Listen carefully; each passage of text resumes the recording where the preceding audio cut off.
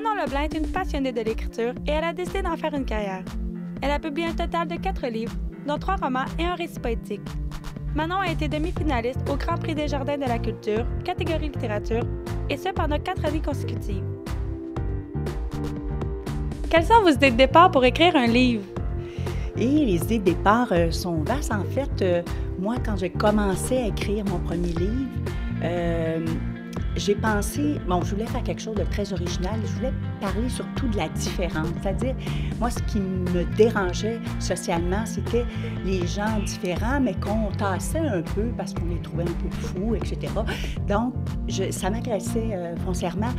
Donc, j'ai décidé, ça a été ma clé de départ pour l'ensemble de mes livres, en fait, c'est toujours la différence, les gens qu'on met de côté, comme quoi ils sont magnifiques, ils sont beaux, mais c'est une beauté qui est autre. Alors, il faut l'accepter puis il faut s'ouvrir à ça. Oui, effectivement. Que ressentez-vous quand vous écrivez un livre? Wow! C'est une bonne question parce qu'un livre, évidemment, ça s'écrit en plusieurs mois. En tout cas, ça dépend des gens aussi, ça dépend du temps qu'on a. Je vais arriver à écrire ce que je veux écrire. C'est un peu la même chose pour l'écrivain. Est-ce que je vais arriver à la fin? Est-ce que je vais arriver à produire chaque ligne, chaque mot que je veux traduire? Alors, il y a ça, puis il y a évidemment les personnages qu'on porte qui nous inspirent. Chaque personnage, à chaque fois qu'on le ramène, il apporte son bagage. Donc, ça peut paraître lourd à la fois, mais il y a un bonheur extraordinaire quand on arrive, en tout cas dans mon cas, à écrire soit une ligne ou un paragraphe où j'ai vraiment traduit l'âme de quelqu'un. Pour moi, c'est un grand, grand bonheur. Et puis, la difficulté s'efface à ce moment-là, je pense. Oui. Tantôt, on parlait de temps, en fond. Est-ce que vous allouez beaucoup de temps à la création de romans?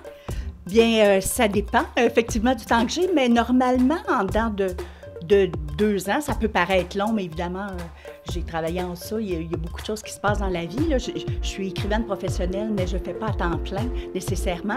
Donc, ça peut prendre autour de 2 ans, okay. Du premier jet, si on veut, jusqu'à la fin. D'accord. Puis, finalement, que pouvez-vous dire aux jeunes d'aujourd'hui qui veulent devenir écrivains? Travailler beaucoup, beaucoup, beaucoup. Il faut être...